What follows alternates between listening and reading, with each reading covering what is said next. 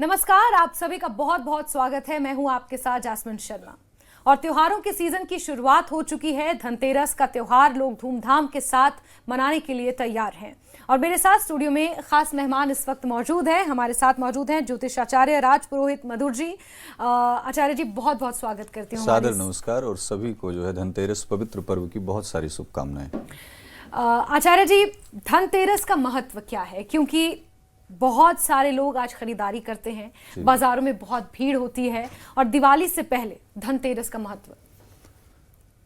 कार्तिक माह कृष्ण पक्ष की त्रयोदशी तिथि को धन त्रयोदशी के रूप में जाना जाता है, जिसे एक सामान्य भाषा में धनतेरस बोलते हैं।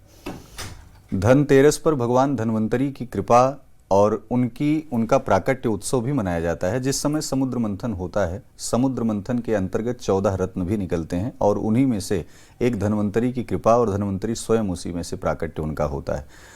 आज जनमानस को अपने आप को स्वस्थ रखने के लिए, प्रकृति को स्वस्थ रखने के लिए और संयमित रखने के लिए धन्वंतरी की एक विशेष कृपा और उनकी करुणा की आवश्यकता है। आज भी जनमानस सनातन की परंपरा को अपने जीवन में धारण करते हुए धन्वंतरी की कृपा को करने के लिए, उनको प्राप्त करने के लिए उनका पूजन करता है। धन त्रयोदशी पर्व यानी धनतेरस पर्व बहुत ही हर्षोल्लास से मनाया जाता है। आज के दिन माता सरस्वती, कुबेर, धन्वंतरी भगवान, भगवान गणपति, माता लक्ष्मी आदि कुल के देवी देवताओं को भी स्मरण में लाया जाता है और उनका विधिवत रूप से पूजन किया जाता है। यह पवित्र पर्व कार्तिक माह कृष्ण पक्ष की त्रयोदशी तिथि को ही होता है। त्रयोदशी तिथि से लेकर के भैया दूज तक यानी द्वितीया, शुक्ल पक्ष की द्वितीया तक 5 दिवसीय पर्व, जो एक सनातन की परंपरा को कहीं न कहीं पुनर्जीवित करने का, रेखांकित करने का कार्य करता है। और आज वह पर्व है जो हर्षोल्लास से मनाया जा रहा है। बिल्कुल आचार्य जी, भगवान धन्वंतरी का आयुर्वेद से बहुत पुराना नाता है। वो आयुर्वेद के जनक एक तरह से कहे जाते हैं। हाँ जी, आयुर्वेद आज देखिए जिस प्रकार से लोगों का खान पान, जिस प्रकार से उनकी आचरण, सभ्यताएं, संस्कृति का एक पतन देखा जा रहा है और प्रत्येक मनुष्य में कोई न कोई एक गंभीर बीमारी हो रही है।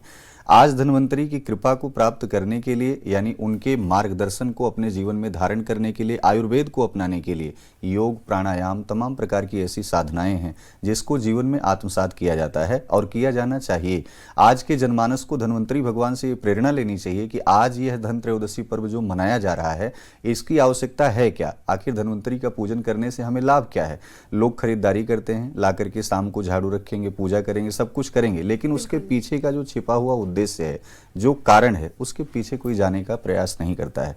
मुझे लगता है कि आपके दर्शक जो हैं वो इस विषय को पूरी तरीके से समझेंगे कि धन्वंतरी की कृपा को जब आप प्राप्त करेंगे तो जैसे जिस रोगी को औषधि कार्य नहीं करती, उसके जीवन में उसने जीवन भर औषधि को लिया है लेकिन वो दवा खाते खाते रोगी ही बना रहा, काम नहीं कर पा रही है। आज के दिन उन दवाओं से मुक्त होने का सबसे बड़ा पर्व है। और उसे कैसे अपनाया जाए? धन्वंतरी की कृपा को प्राप्त करने के लिए ध्यान आवश्यक है, ध्यान के साथ साथ साधना आवश्यक है, प्राणायाम आवश्यक है, जो खान पान हमारा है उसमें आचरण में शुद्धि आवश्यक है। तो बहुत सारे मार्गदर्शन हैं, लेकिन एक सामान्य भाषा में कहा जाए कि जब आपके जीवन में कोई बीमारी ऐसी हो जाए तो धन्वंतरी की कृपा को अपने जीवन में धारण करिए, यकीनन आप उस बीमारी से निकल जाएंगे और स्वस्थ रहेंगे। बिल्कुल आचार्य जी, जो आपने कहा वो बहुत खूबसूरत तरीके से आपने पेश किया।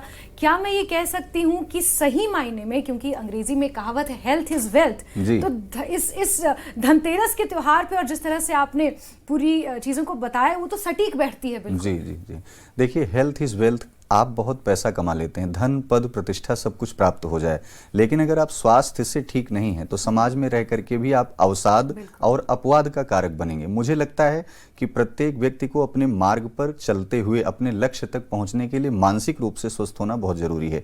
आजकल लोग नाना प्रकार की बाहरी परंपराओं को, चाट चाउमीन, तमाम प्रकार की ऐसी चीजों को जो धारण कर रहे हैं, उसमें आध्यात्म नहीं है। वो अपनी संस्कृति से परे हट करके किसी दूसरी की सभ्यता को अपने जीवन में हम पिरो रहे हैं। हमें क्या करना चाहिए? भारतीय संस्कृति की, सनातन की परंपरा को आत्मसात करते हुए अपना जीवन यापन करना चाहिए। ऐसे ऐसे देवी देवता, देखिए धन्वंतरी की कृपा को और भी आपको हम एक लाइन में बता दें दर्शकों को। जिस समय लक्ष्मण जी को शक्ति लगी, उस समय सुसेन वैद्य को लाने के लिए हनुमान जी स्वयं चले गए सजीवन बूटी के रूप में और उस पूरे पर्वत को उठा करके ले आए। भगवान राम चाहते तो उन्हें वहीं जीवित कर देते क्योंकि भगवान थे, लेकिन प्रत्येक व्यक्ति के जिस प्रकार से भगवान को भगवान बनने में नाना प्रकार के संघर्षों को करना पड़ा, जिस प्रकार से वन वन में जाकर के वन्य जीवों को कहीं ना कहीं उनका उद्धार करना पड़ा, अहिल्या का उद्धार करना पड़ा। ऐसे ही जीवन में नाना प्रकार के संकट आते हैं। धर्म के मार्ग से विमुख ना होते हुए धन्वंतरी की कृपा को जब आप आत्मसात करेंगे तो यकीनन आप रोग से मुक्त होंगे और कहीं ना कहीं औषधियों की आपको आपके जीवन में ज्यादा आवश्यकता भी नहीं पड़ेगी। और स्वस्थ मन, स्वस्थ विचार, आचार विचार, यम नियम, प्राणायाम, प्रत्याहार, समाधि, धारणा की तरफ जब आप बढ़ेंगे तो आपके विचार स्वयं में शुद्ध होंगे और सूर्य की तरह आप अलंकृत होंगे। जी बिल्कुल बिल्कुल। साथ ही साथ आचार्य जी, क्योंकि बहुत सारे लोग ऐसे हैं जो पूजा का विधि विधान तो एक तरह से हर साल क्योंकि करते आए हैं, झाड़ू खरीदना है, भगवान कुबेर की, माता लक्ष्मी की और भगवान धन्वंतरी की पूजा करनी, लेकिन इसके साथ जो आपने ये चीज ऐड की कि आपको ध्यान करना है, योग प्राणायाम, मुझे नहीं लगता कि इस धनतेरस के त्योहार को लोग इस तरह से जोड़कर देखते होंगे। तो जो हम पूजा करते हैं या शाम को जब मुहूर्त होता है, उसके बारे में भी आपसे जानना चाहूंगी कि कौन सा मुहूर्त है, किस वक्त हम पूजा करें, लेकिन उसके साथ हम इस ध्यान को कैसे जोड़ें, जो तमाम साधना जिसका आपने जिक्र किया उसे कैसे शामिल करें इसमें। मैं दर्शकों को स्पष्ट कर देना चाहता हूं, किसी भी यज्ञ जप तप पूजा पाठ का परिणाम तभी सुखद मिलता है जब आप शांति पूर्वक अपने सौम्यता आचरण को, अपने संस्कारों को, अपने स्वयं को समलंकृत करके देवताओं के सामने पेश हो रहे हैं। आप बहुत सारी सामग्रियों को खरीद लिया आपने, आप पूजा की थाल सजा ली, लेकिन मनहूसियत शरीर में, दिमाग में पूरा भरी पड़ी है। चेहरे पे किसी भी प्रकार की कोई हंसी खुशी नहीं है। परिवार में तांडव चल रहा है, पति पत्नी में विद्रोह चल रहा है, बेटा नशा कर रहा है, आदि तमाम प्रकार के दुष्कृत्यों से, तमाम प्रकार की दुर्वृत्तियों से आप समलंकृत हैं और लक्ष्मी जी को मनाने चल पड़े। आप औषधि और धन्वंतरी ऐसे देवता जो औषधियों को जो है वो कृपा देते हैं, उनको मनाने चल पड़े। स्वयं आप वृक्ष की जड़ में अगर दीमक लगी है तो जड़ पे आप पहले औषधि को डालिए कि वह जड़ जो है पवित्र हो, उससे निकलने वाला बालक ध्रुव और प्रहलाद जैसा हो, उसमें आचरण, उसमें शुद्धि हो, उसमें ज्ञान हो, उसमें भक्ति हो। और ये कब होगा? संस्कारों से होगा। आज धन को प्राप्त करने के होड़ में, पैसा कमाने के होड़ में लोग परिवार को छोड़ दे रहे हैं, परिवार में विकृति आ रही है और संस्कार कहीं ना कहीं दूर चले जा रहे हैं। तमाम प्रकार की परिस्थितियां ऐसी हो रही हैं कि परिवार एक सूत्र में नहीं आ रहे हैं। मेरा सिर्फ इतना कहना है कि धन्वंतरी को अपने जीवन में साधने के लिए प्राणायाम, योग, साधना, अपनी संस्कृति को प्रणाम करना, अपनी सभ्यता को जीवन में धारण करना, धर्म शास्त्र पुराणों का अध्ययन करना, धर्म गुरुओं का सम्मान करना, माता पिता का सम्मान करना, स्त्री का सम्मान करना, गऊ का सम्मान करना, गंगा का सम्मान करना। एक बात और स्पष्ट कर दें, जब जब इस समाज में, इस धरती पर गऊ, गंगा, गायत्री और स्त्री ये प्रताड़ित रहेंगी, तब तब यह समाज सुखी नहीं होगा बल्कि विनाश होगा इसका। इसलिए मैं स्पष्ट कर देना चाहता हूं, किसी भी पर्व को उतने ही उल्लास से आप मनाइए जितने उल्लास से आप सामग्री को खरीद कर ले आते हैं। आप अपने घरों में सामान ला करके केवल भीड़ बढ़ा रहे हैं। अपने मन को तो खाली करो। मन खाली होगा तो सामग्री की आवश्यकता होगी और स्वयं लक्ष्मी की कृपा और धन्वंतरी की कृपा प्राप्त होगी। बिल्कुल बिल्कुल आचार्य जी, आपने बहुत खूबसूरत तरीके से ये बताया कि सिर्फ घर को ही नहीं भरना है, लेकिन अपने मन को कैसे एकाग्र करके हमें प्रार्थना करनी है। तो फिर शायद अगर हम अपनी थाल को नहीं भी भरेंगे तो भी शायद धन्वंतरी भगवान हमसे खुश हो जाएं।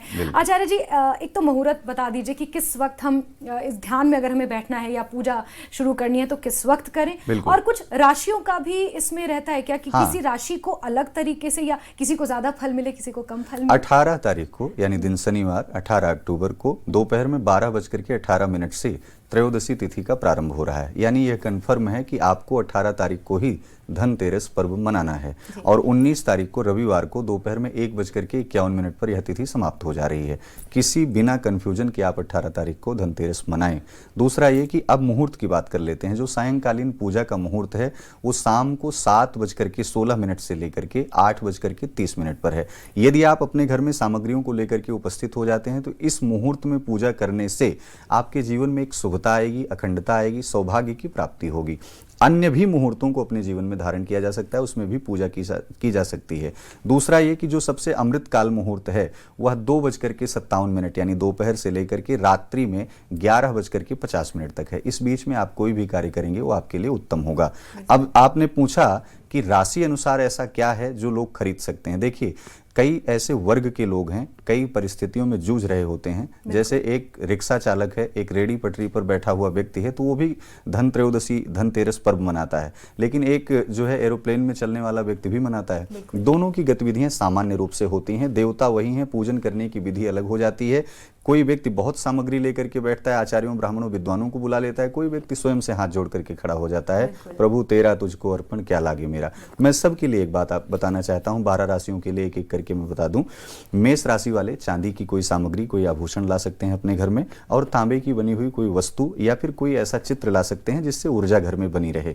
वृषभ राशि वाले वाहन खरीद सकते हैं और भोजन बनाने का पात्र, बर्तन ले सकते हैं। मिथुन राशि वाले स्वर्ण, आज के दिन स्वर्ण आभूषण या स्वर्ण की बनी हुई मूर्ति या हीरे पन्ने जवाहरात पुखराज आदि कुछ भी ला सकते हैं अपने जीवन में।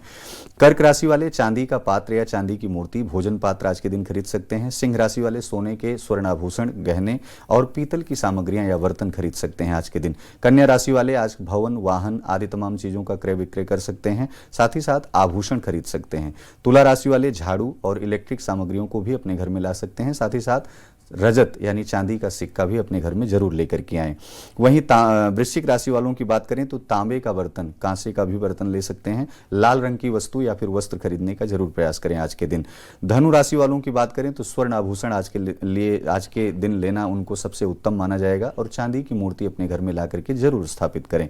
वहीं बात करें मकर राशि वाले तो आज के दिन पीले वस्त्र किसी को दान भी करें और अपने लिए भी स्वयं लेकर के आए, अपने घर की स्त्रियों के लिए भी लेकर के आए, और साथ ही साथ आभूषण और श्रृंगार सामग्री को भी घर में लाया जा सकता है।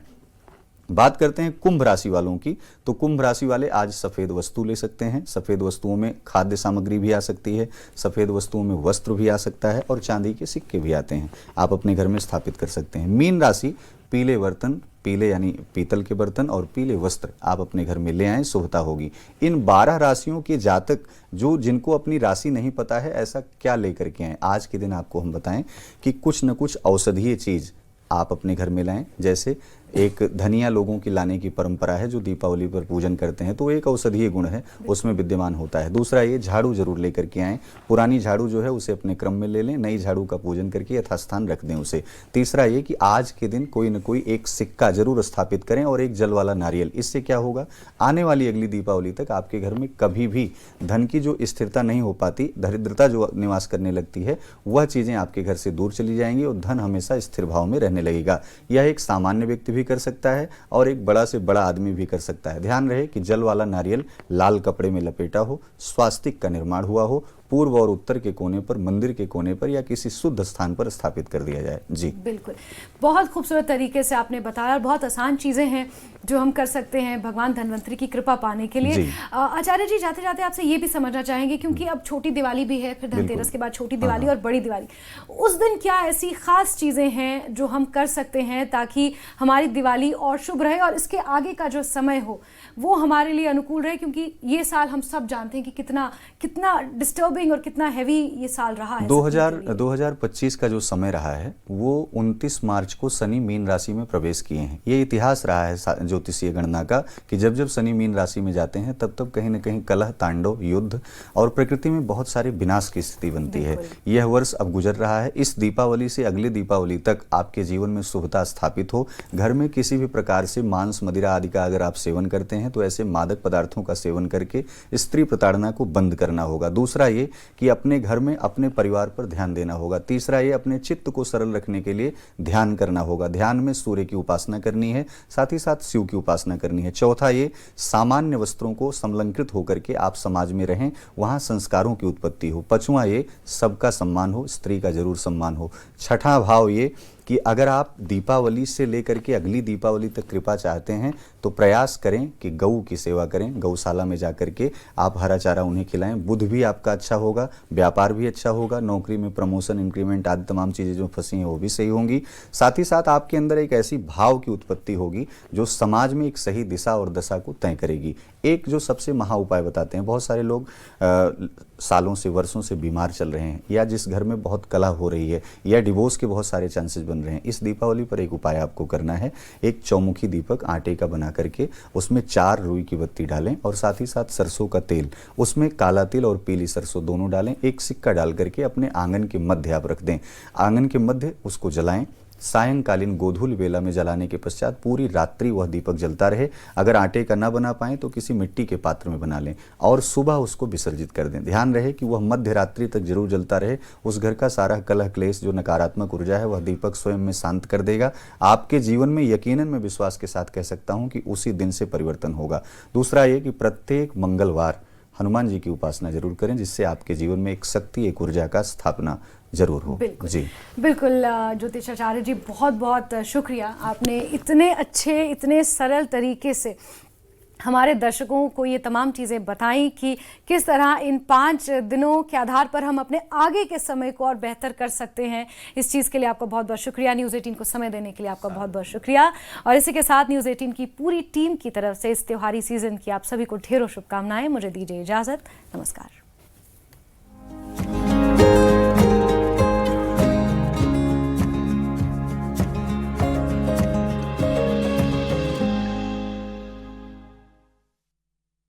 कहीं चिकनी कढ़ाई, कहीं कालिक जम आई, जले दूध से जल गए पतीले। ऐसे देसी दागों का विदेशी डिशवॉश साबुनों से हटना नामुमकिन है। इसीलिए अपनाइए नीम, नींबू और राख की ताकत वाला पतंजलि डिश वॉश बार और लिक्विड। हाथों पर नर्म, चिकनाई पर सख्त। पतंजलि डिश वॉश और लिक्विड। जम्मू कश्मीर के सीएम उमर अब्दुल्ला ने कुलगाम के मिनी सचिवालय में समीक्षा बैठक की। उप मुख्यमंत्री सुरेंद्र चौधरी, कैबिनेट सहयोगी और विधायक भी बैठक में रहे मौजूद।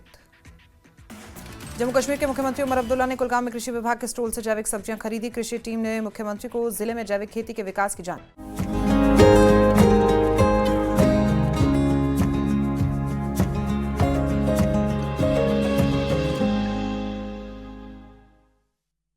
देखिए, हम आपने झाड़ू की पूछी। झाड़ू का काम तो सफाई का करना है, गंदगी को साफ करना है, नेगेटिव को साफ करना है जी। और मुहूर्त जो आपने पूछा था, मुहूर्त जो है प्रदोष काल का है, सुबह शाम को 7:15 बजे से लेकर के 8:45 तक है जी। इसमें आप कर सकते हैं। दूसरी बात, आपने जो अगली चतुर्दशी के बारे में जो पूछा है, जी। तो जो नजर के बारे में, तो हमारे यहाँ पर ये नमक जो है, नमक नकारात्मक शक्तियों को हमेशा सदैव जो है दूर करता है। आप नमक से स्नान भी कर सकते हैं। जी। दूसरा, नमक को एक पोटली में बांध करके, जी। कपड़े की पोटली में बांध करके दरवाजे पर उसको लटका सकते हैं। उसके साथ में एक लोहे का छल्ला है और थोड़ा एक लाख होती है, लाख आजकल जो चूड़ियों में होती है, उसको भी साथ में लटका दें। और राई होती है, पीली सरसों भी या राई, राई भी उसके साथ बांध दें। तो ठीक ऐसा है। करने से नकारात्मक शक्तियां घर के बाहर रहती हैं। एक बिल्कुल। दूसरा घर, हाँ जी जी जी, आप बताएं प्लीज। हाँ, थोड़ा सा जो है एक जल का पात्र भर करके, जैसे एक छोटा मिट्टी का कलश है और उसके ऊपर आम के पत्ते या कोई भी हरे पत्ते लगा करके ऊपर कलश, जल से भर करके कलश और उसके ऊपर नारियल जी। रख करके भी आप घर में उसको रख सकते हैं, तो भी नकारात्मक शक्ति नहीं आती और ऐश्वर्य, धन और संपत्ति की आपको प्राप्ति होगी।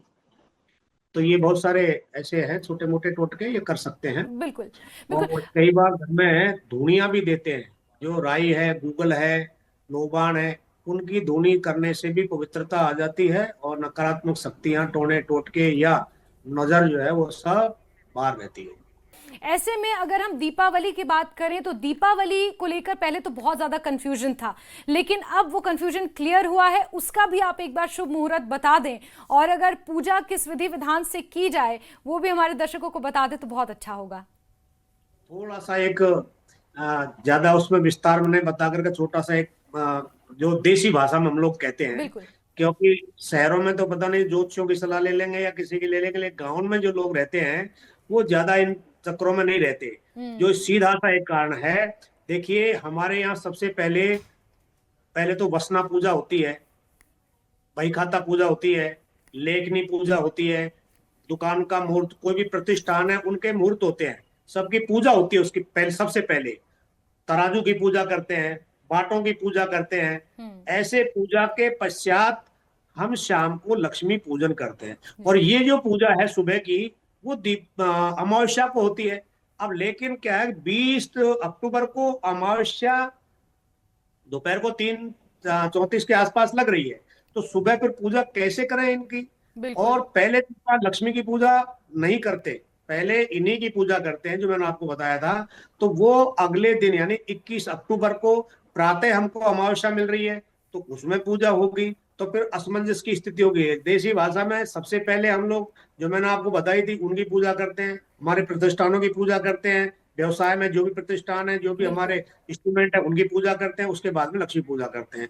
तो उसको देखते हुए तो 21 तारीख को पूजा होनी चाहिए, परंतु अमावस्या जो है हमको लक्ष्मी पूजन का समय प्रदोष काल से लेकर के 20 अक्टूबर को प्रदोष काल से लेकर के निशितरात्रि महानिशितरात्रि पूरी मिल रही है। तो इसमें ज्यादातर लक्ष्मी पूजन तो 20 को ही करेंगे लोग, परंतु अगर देसी पूजा में ले जाते हैं, देसी भाषा में ले जाते हैं, देसी रीति रिवाज में ले जाते हैं, तो 21 अक्टूबर को पहले प्रतिष्ठान की पूजा करें और शाम को थोड़ी सी लगभग जो है 20-24 मिनट के आसपास प्रदोष काल हमको मिल रहा है 21 अक्टूबर को, तो उसमें भी पूजा लक्ष्मी जी की कर सकते हैं। बिल्कुल बिल्कुल। और इसी के साथ महंत जी बहुत बहुत शुक्रिया हमारे साथ जुड़ने के लिए और बहुत विस्तार से ये तमाम चीज़ें बताने के लिए, न्यूज़ 18 को अपना समय देने के लिए। और तो इसी के साथ अब त्योहारों की शुरुआत हो रही है। कल से धनतेरस से लेकर भाई दूज तक ये 5 दिन खूब खुशियों और उल्लास के साथ भरे रहने वाले हैं। और इसी के साथ न्यूज़ 18 की पूरी टीम की तरफ से आपको भी इस त्योहारी सीजन की ढेरों शुभकामनाएं। मुझे दीजिए इजाज़त, नमस्कार।